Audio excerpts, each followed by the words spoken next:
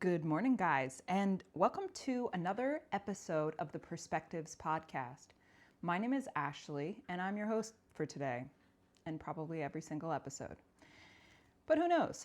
Either way, wanted to forewarn you before we get started that if you hear a little clicking in the background, which has currently now stopped because she's just staring at me, that would be my dog. She likes to walk all the way over to the food bowl, grab a mouthful of food, and then walk all the way over to the front door to eat it. So I don't understand it, but you know what? To each their own. So anyway, little clicking, that's going to be her. There she is. So anyway, so welcome to this episode of the podcast. I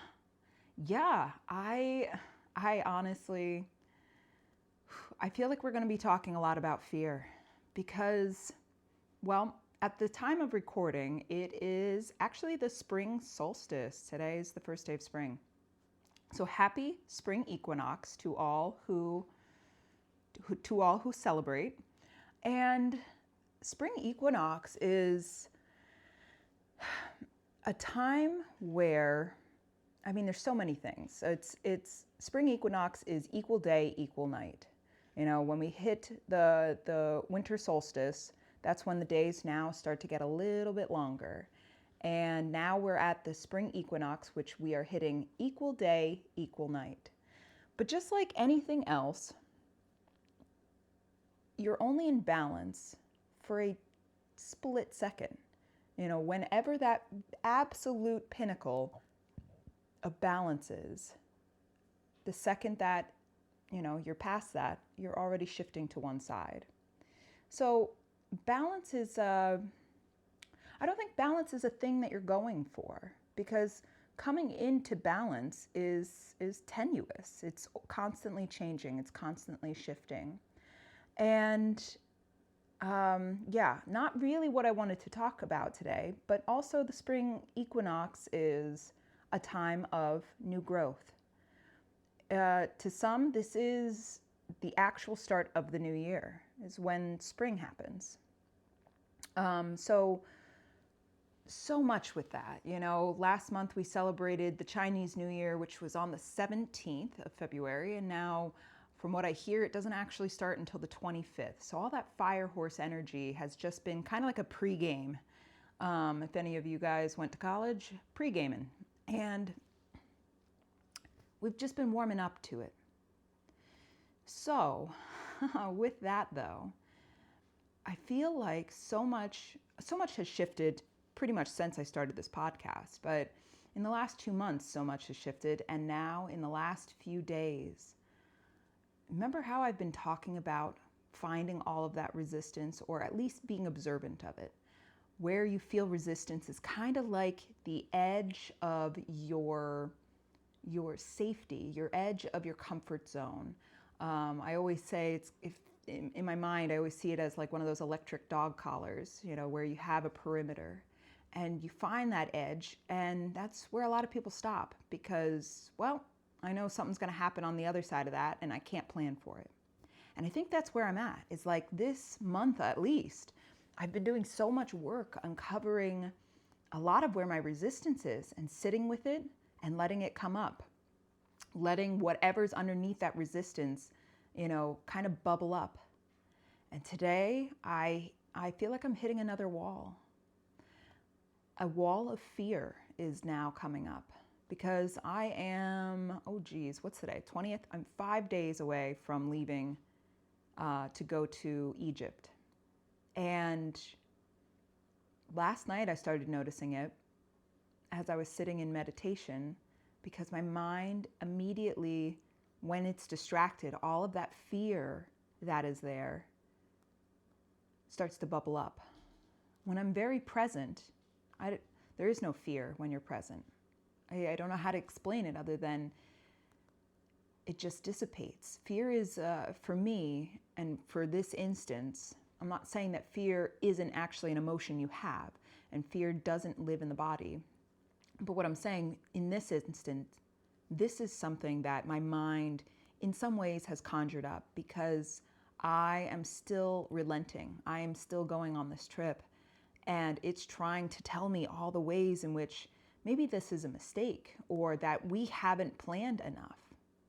If you listen to my podcast from a few days back, there was this energy moving through of just, I feel like a lot of my patterns are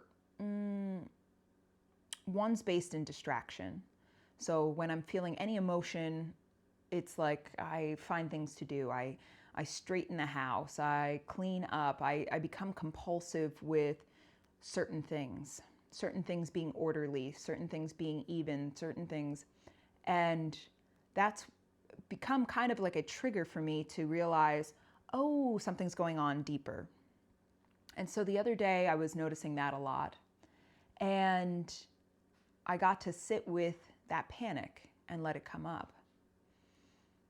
And now today, it's not even that I want to distract. It's just that I can feel almost like, even when I'm super present, when I get very present, very grounded, it's almost like it almost feels like a ticking time bomb or something like that.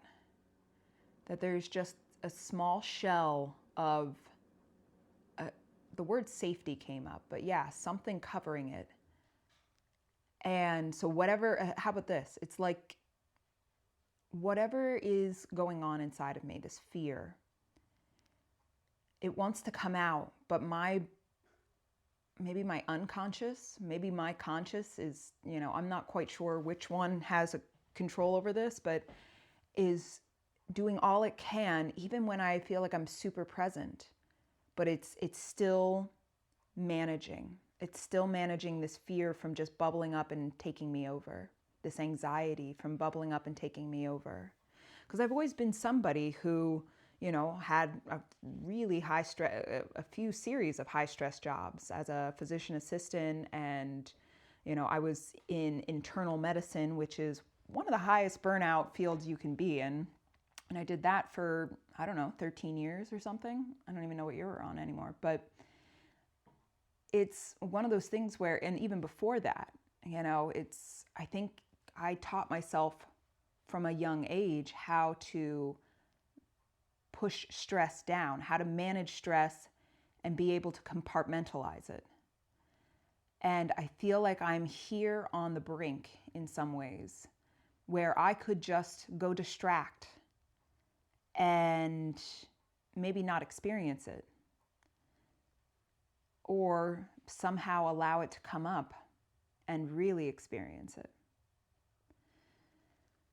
And yeah, I don't honestly know what the answer is. I think I just really wanted to make this podcast today because of the fact that I am feeling scared.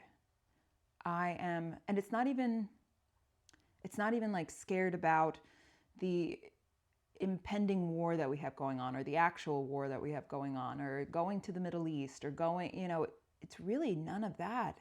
There's just a lot of unknown as far as, I know this is going to sound silly, but it's like, I don't really have clothes for Egypt. So it's like, oh, well, am I going to, get looked upon as, one of those disrespectful Americans? And, somebody I was talking to yesterday was like, aren't you scared because you don't know any of the language? And I'm like, not really, actually. Like Mexico, yeah, I totally was scared, because I'm just like, they're going to talk to me and I'm not going to know any words. But I think that kind of helped me along to realize there is no, if I'm going to keep traveling, there's no way I'm learning, 100 languages. I mean, I'll learn bits and pieces, but if I'm going to go, after this I'm making it up, but if I go to Thailand, I'm not going to sit here and I have to start learning Arabic, and now I got to learn Thai. And it's these, I don't know, it's like I kind of, realize that I don't need to over prepare for that anymore. Or at least here on the surface, that's what I feel. Maybe there is a part of me that's scared. Maybe there is a part of me that's also scared about the culture in general. Somebody was telling me a story of they used to live in Egypt, or their sister-in-law did or something, and they weren't allowed to walk alone. They needed a male escort. Not it like a male escort, but a man to walk around with her. And I'm like, well, I don't have one of those. So, but like it's all of these things that I don't know when I get off the plane. Am I allowed to get a taxi? Am I allowed? And I have a feeling it's yes, but here's where my brain starts to go. Is like it doesn't know, so it can't plan. It's like the comforts of home that are going to be missing, the newfound expression of myself, being able to dress like myself and being able to act like myself. And you don't know, you don't know. So either way, what I'm getting at is fear. Fear is not an indication that it's time to turn back. Fear is not a sign that you're doing the wrong thing. Fear, I feel, is a natural response to doing something new. I'm not saying that you're doing the right thing either. Maybe something deep down inside is not right. And it's sitting with that. It's like we've talked about before, tapping into that authentic energy, tapping into your heart compass, I'll call it, and making sure that it's still pointing in the direction that you feel like you're going. Because maybe, for me, for example, maybe going to Egypt, or at least planning the trip, was what's trying to come up here, was kind of like the test that I needed. And maybe it's not to go there, but I do, as I say it, I can feel that I'm supposed to go there. But it's tapping into that and constantly reorienting yourself, constantly tapping into that true north inside of your chest and letting that guide you, letting that be your direction.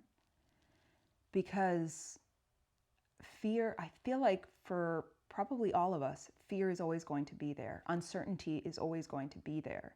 Like I said, I feel like this is an emotion that we've tucked in a lot of little places, little nooks and crannies. We jammed in some fear and uncertainty, and we swept it under the rug, and so now it's starting, when you start to do these things, it'll start to come up again. When you start to clean the house, the dust that had been settled starts to get, whatever dust does, jarred. No. Yeah, we'll go with it because I don't have another word for it. But it gets jostled about, it gets moved about, it gets thrown back up into the air. And now you're just like, oh shit, I should have done that cleaning a long time ago, but I didn't. So now we can either push it underneath, my bed, or we can actually start to clean it up and see what it's all about. What is this fear all about? And is it even yours? So, yeah. I say, is it even yours? And now it feels like I want to talk about that because I feel like the fear that's coming up today, I just listed a few there right off the top of my head, but I feel like, no, it's not mine. It's being, the word that came to me, and I don't even know if it's really a word, but the words is like culturally disinclined, that I've never really left this area. I never really, had learned about other cultures. I've been very closed in for most of my life. And I lived within the same community, which is the same, culture, and never left. I mean, only in the last few years have I started exploring the country, but I'd say there is some panic about going to new places, being well outside of what your home is. And I feel like for some people, it's so exciting. It lights them up. They want to go check this place out and this place. And I feel like on the surface, I put off this persona of this fearless nomad.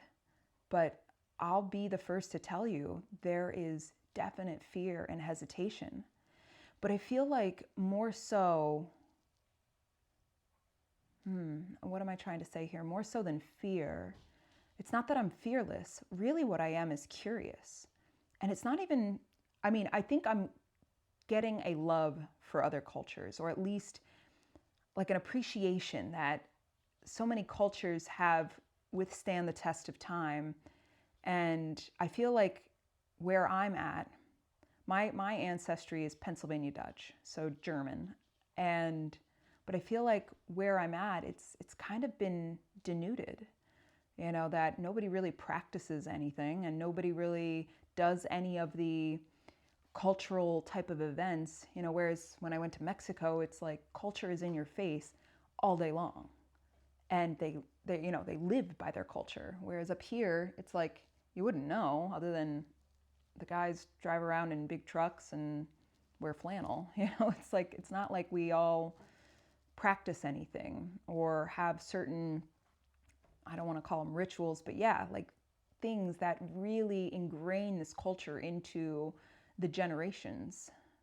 I feel like with maybe my grandparents, sure, but already 2 generations after, there's not a lot. There's not a lot going on. It's a dying culture in some ways, just as the language is.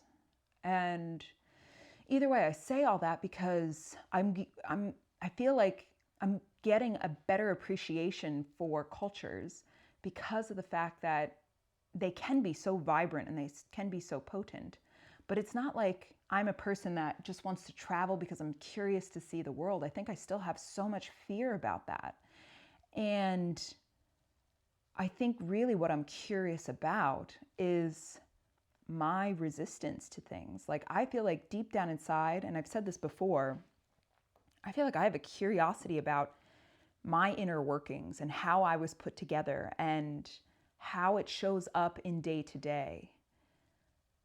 Like, this is gonna sound maybe weird, but like how did this trauma when I was 7 affect me today? It's almost like getting curious. If any of you ever read those choose your own ending stories, and it's just kind of like, it's similar to that, where you're just like, you're reading along and it's like, ooh, I wonder what happens if I go to page 137. Oops, I died. Let's go back. And what was the other one? 68. Okay, we'll go there. But it's kind of like that. It's like, ooh, how did that, weave into the story of my life today? And so I think for me, right now, especially on this journey, it's like really getting to know myself through that lens, really getting curious about how things show up in my life and why things show up in my life. And I find it freeing in some ways. Well, it is freeing. Once you can understand the patterns once you realize you're a dog with a collar on, it's like, maybe the dog can't take it off, but you as a person can. Once you realize you have restrictions, you have the choice then. Whereas before, if you never realized you were in a fishbowl, you can't leave. Again, fish can't. Well, maybe they can. I don't know. But not the best analogies for a human, but if you don't realize you're stuck in a box, you'll never get out. But until you go, oh shit, I'm just gonna exit this. I don't need to do this anymore. That's the real power. That's the true freedom, is once you don't let these things control you, that's when you have inner authority. That's when you have total sovereignty. And I think that's what makes me curious. There's so many times that I hear people, and I totally understand it and I'm totally compassionate to it because it has held me too. But, when people can't do, say that they cannot do this, whatever it is, especially right now with this trip coming up, I'll tell people and they'll be like, must be nice. I wish I could do that. And then I always say to them, well, you actually can. Oh, no, I can't because of X, Y, and Z. No, you totally can. You're just choosing not to, and that's totally okay too. That you can't because you own a house or you have this job or you have kids or and I absolutely understand. And it makes it way more difficult when you have that. I totally understand that. But you can do it if you truly, truly wanted to. There's a lot of resistance, like we've been talking about in many of the episodes. There's a lot of resistance around it, around letting go of the life that you have built for yourself, this identity that you've built for yourself. But if you truly wanted it, you can do it. And it's the story you tell yourself, that you can't do it. And yeah, I mean, I could go on about that too, but really this episode was about the fear that I feel inside. The fear that even though I have the full awareness of what's going on here, just like we've talked about in a few of the episodes, like this high vibrational energy and moving through us is disrupting all of these, like I said, disrupting all of the little dust piles that we forgot about. And even though I have the full awareness that that's what's going on, it still doesn't mean that I don't experience it. It still doesn't mean that I'm a person with fear as well, and uncertainty, and beliefs that in some way, I want to say, need to be rechecked. Cultural beliefs of safety, cultural beliefs of security, cultural beliefs of, I'm not even sure quite what I'm getting at here, but there are held beliefs that need to get checked and get to be rewritten of what do I actually believe? Because maybe the fears that I have are from old scripts, are scripts from my parents or their parents, or, like there's a reason why nobody leaves here, and it's because of the fear and uncertainties that they have, that they've been passed down by, that they, hold dear. And so you, by doing things like this, me right now for traveling, it's like you get to rewrite these scripts and you get to see what you truly feel uncomfortable with, or that, oh, wow, no, that's a held belief that I don't need to hold on to anymore. Maybe whoever, my parents will still hold on to it, and that's fine. They're allowed to, but I don't have to anymore. And if I'm being honest, that's kind of what happened to me in Mexico. I got to shed some of those fears that weren't even mine. Or maybe they felt like mine, but how about this? It's like a book of stories was passed down to me, and I got to read through them and go, this one isn't true anymore. Or I've always been told that I should be afraid of X, Y, and Z, and I've lived it, and now I don't really feel that way. So what are we talking about here? Fear, fear, fear, fear. Ashley, fear. I need a co-host to just sit here, and I'll be like, hey, what were we talking about, Joe? So fear. It doesn't mean that I don't have it. And it doesn't, even the most confident of people have fear. There is a difference between confidence. I feel like I read a quote once, but it was like, I feel like it was confidence, but maybe it was something else. But it's like confidence isn't being fearless. It's recognizing you have fear and still moving forward. And I feel like that's what I have. It's like that I'm confident I'm supposed to be there, but boy, oh boy, is there a wave of fear just kind of churning in the background. And, the spiritual part of me is just like, stay super present, and it doesn't exist. And yes, that's true. But I also don't want to just kind of push it back in the corner either and just be like, all right, you don't exist. So I don't know. Here we are talking about balance on the spring equinox, but I don't know what the balance is. How to find the balance, the tipping point, if you will, of this fear, and allow it to come up, allow it to be understood, give it a voice, give it a name, listen to its uncertainties, listen to, because they were put there for a reason. They were put there to keep you safe.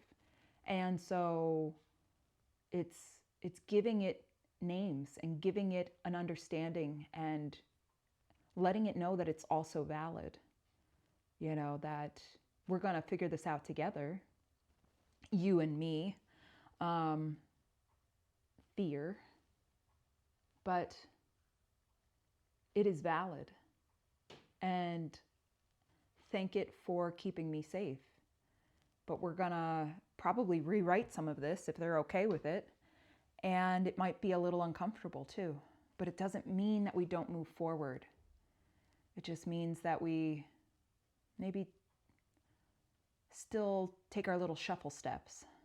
We don't have to go sprinting into it. I feel like I'm a person who goes, oh, fear. Well, everybody knows me as fearless, so I'm just going to sprint into it and show everybody that I can still do it.